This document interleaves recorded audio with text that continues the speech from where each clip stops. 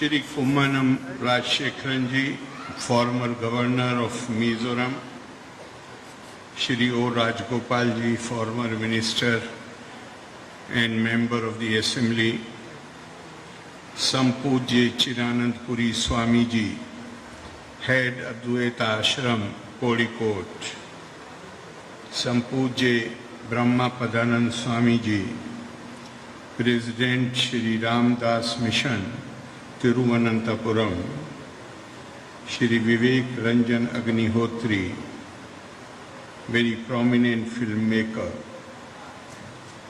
Shri S. Rajshekharan Nayarji, Chairman Anantapuri Hindu Mahasammelan, Shri M. Gopal, President Hindu Dharma Parishad, Shri Yuvraj Gokul, General Convener, Anantapuri Hindu Mahasammelanam, Priya Sahodari Sahodran Mare, Elavarku Mente Vandanam.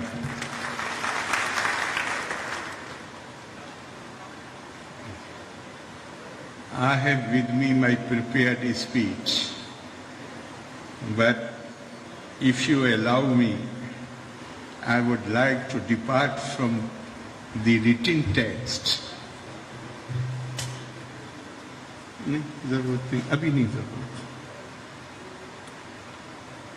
And since the subjects which are being discussed here, I find them very close to my heart.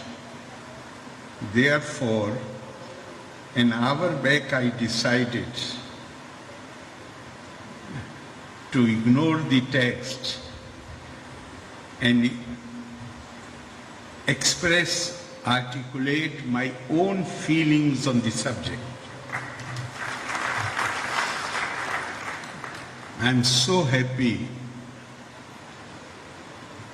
that this Sammelan is being held, in which very leading saints are participating.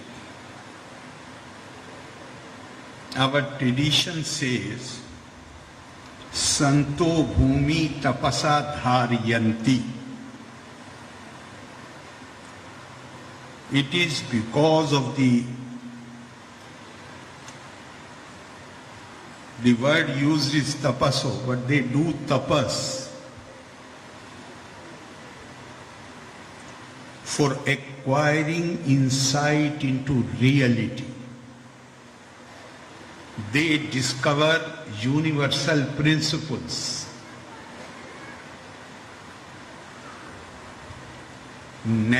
laws of nature. And if we live our life in accordance with those laws which are universally applicable, which are ordained by nature, then surely what just now Swamiji was saying, the gist was that if you want to be successful, then it is absolutely essential to combine wisdom and action. Yogeshwar and Dhanurdhar. So it is through them that we can be inspired to live a life in a manner where we attain success. If there is any problem I'm really ashamed of myself that after 2 years, although I have developed understanding, I can understand Malayalam, but still I am not in a position to speak. So I really regret it. But Hariji is sitting here. I can call him to the stage to translate me if you feel so. And if you are comfortable, then I will continue because that will take less time. So basically, when we talk about Dharma Parishad, The question comes to mind, what is dharma? Dharma is the human beings. No human being is an island unto himself. Nobody is in a position to live an isolated life. We need a society.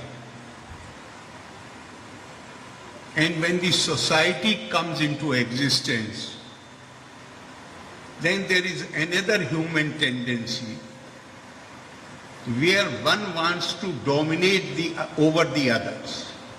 That gives rise to conflicts. How to resolve those conflicts? How to make it possible for persons who have, not only persons who speak different languages or subscribe to different faith traditions,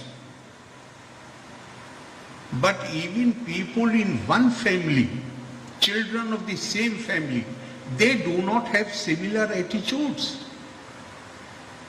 If the unity of the family is to be maintained, then there is always a code of conduct. That code of conduct which can handle larger societies, which can find solution to the conflicts. That I feel is what dharma basically means, where people of different backgrounds, and this is nobody should be mistaken that this is a new phenomenon. No, in India, right from the Vedic ages, the very famous quote, Ekam Sad Vipra Bahuda Vadanti. We have always believed that diversity, reality is one.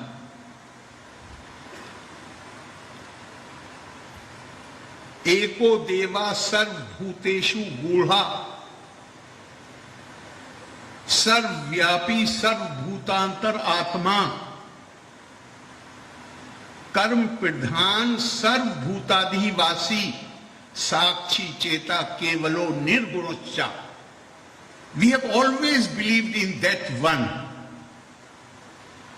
but we have always acknowledged freedom of each individual to experience that reality in accordance with her own genius and express the devotion to that reality in a manner which is suitable to her own genius. This is what Indian ethos stands for.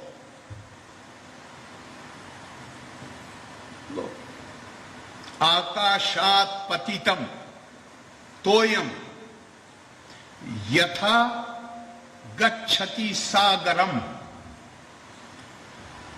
sarva deva namaskara keshavam priti gacchati. Whatever name you want to give, whatever mode of approach you want to have, in whichever way you express, you articulate your devotions. So our Rishi says that like every drop which comes from the sky in the form of rain ultimately merges into the sea, so every devotion expressed to any god ultimately reaches Keshavam. This is what Indian, and no dispute on mode of expression, mode of approach. And it has been said, the purpose of the dharma, one is what I told you earlier, from the word comes from dhirti, dharana, which holds society together, which is able to resolve the conflicts, which is able to create harmony, which is able to create sense of belonging, sense of fraternity, sense of dignity as human being. And then elsewhere it has been said abhyudya nishreyasa siddhi sadharma. What helps us in living a happy life, a life which is healthy and prosperous in this world, and what helps us to attain liberation from human condition, that is moksha, that is dharma. Something which helps us in this world and something which is also helpful beyond life. This question of beyond has the human civilizations show that man has been fascinated with this question of beyond.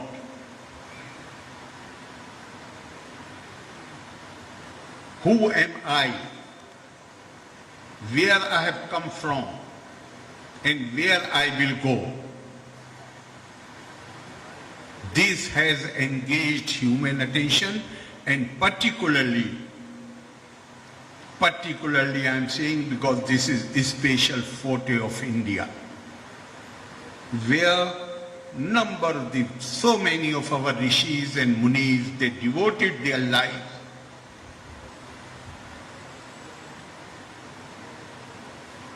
to find answer to this question.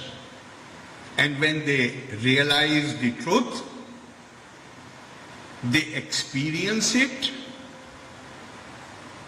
then our tradition tells us, and I want to mention about it especially because this is an area where we have faltered, we have blundered, we have not been true to our heritage, and which possibly has been the cause why for a long period of time history has not been very fair to us. The Indian tradition tells us there is a dialogue in Upanishad which says, before that, what is the goal of human life? Swami Vivekananda says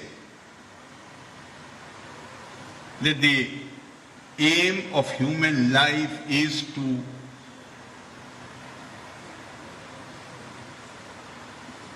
keep striving for the acquisition of knowledge.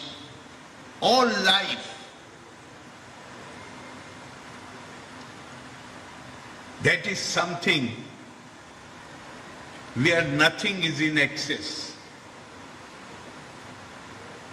Tapa swadhyay nirattam, ever devoted to the pursuit of knowledge.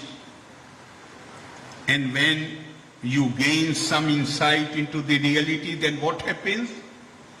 Then an Upanishadic dialogue tells us. Question was asked, what is tapa?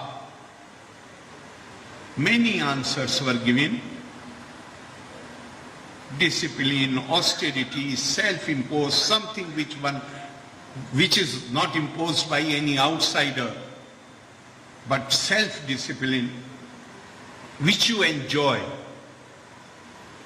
But the answer which got real recognition and was applauded was tapa is swa-adhyay plus pirvachan. Acquisition of knowledge and then broadcast or publish or share this knowledge with others.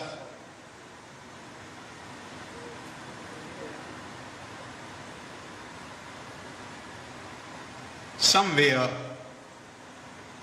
I don't think that the efforts striving to acquire knowledge ever ceased in India. But for a period of time,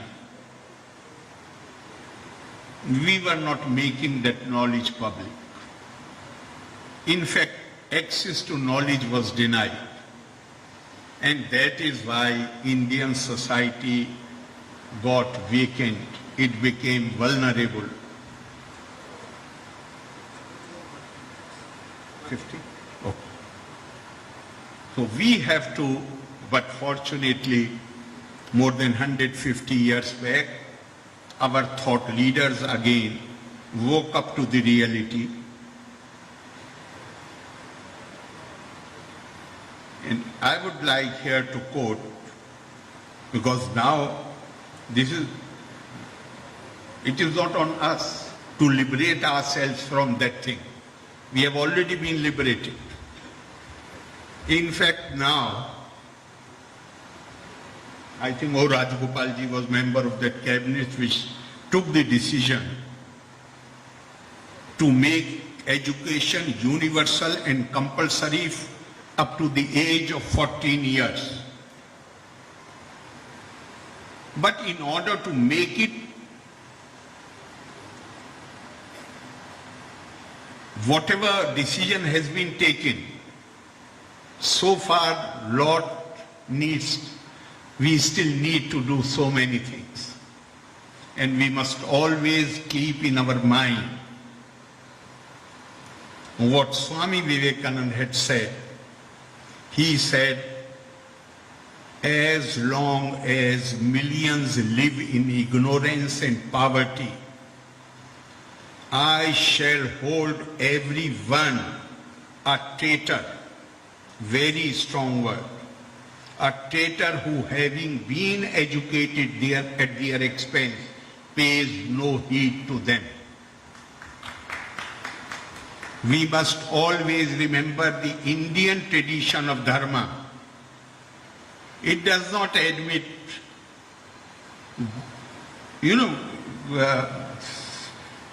mostly in religious congregations, we talk about good and evil. But Indian tradition has given us the concept of good is there. But it has not used the word evil for the opposite of the good. It has used the word Viparit Bhakti.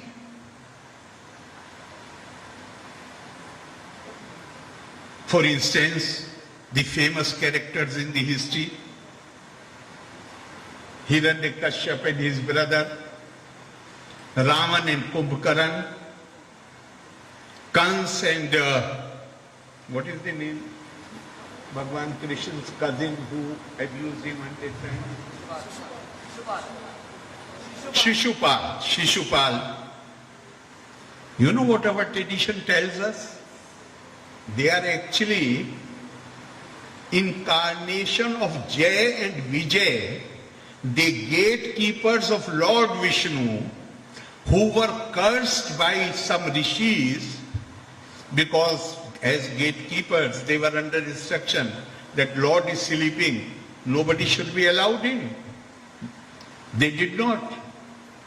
And when they were cursed that you will go away from here, take human birth, then they wailed and they complained to the Lord that we have committed no wrong. But you will have to go through this curse. But then help us. Help I will give you in the sense that I myself will take birth and will liberate you from the condition in which you will be born. What is the lesson there? The lesson is that, look, world over, look at the civilizations. Civilizations were defined by similarity of race, similarity of languages spoken, similarity of faith. Indian civilization is the only civilization which was not defined either by race or by language or by even religious faith. Bharteshu Istriya Purusho Nana Varna Pirkirtite Nana Devarchane Yukta Nana Karmani Kurvate. Our civilization was defined by Atma. Language is exclusionary. Race is exclusionary. Religious faith is exclusionary. You create others. And when you define a culture on the basis of Atma, Atma is all inclusive. It does not exclude even plants and animals. If they are in pain, you must, if we are true to our Indian heritage, then we must feel pain not only of the suffering human beings, but also the pain of the animals and the plants. We must also do a famous Kapil Muni Devahuti Samvad. Atmam Sarveshu Bhuteshu Bhutatmanam Kirtalayam Archaye Dam Manabhyam Maitri Abhinain Chakshusha. I dwell in every being. Therefore consider every being as my temple. De hi de wale hai. And if you want to worship me, then respect every being. If you want to worship me, then help everyone who is in need. And develop an attitude of non-separateness. Abhin Chakshusha. This is what our heritage is. We have a duty, unfortunately, last few hundred years. History, the impression is there as if our history is of fighting in the name of religion, fighting in the name of caste, fighting in the name of language. No, that is not our heritage. We respect and accept diversity, all kind of diversity. We have always believed that one single interpretation of reality, all people must not be confined to one single interpretation of reality. Everybody is free spirit is a concept which India has given. And always remember, one of my favorite shlokas, when Bhagwan Krishna tried to put some wisdom into the head of senior Kaurav prince Duryodhan, then Duryodhan told him, Janami dharmam nachame pirvirti. Janami adharmam nachame nivirti. Kenapi deven hirdistathe. Yatho nyuktosmi tatho karom. There is some power sitting inside my heart. I know what is right. I know what is wrong. But there is somebody directing me, dwelling inside my heart who is directing me. So everybody knows it. Only thing is, what is that? He is saying, Kenapi Devin. Dev is not sitting there. It is our unwholesome desires which are sitting there.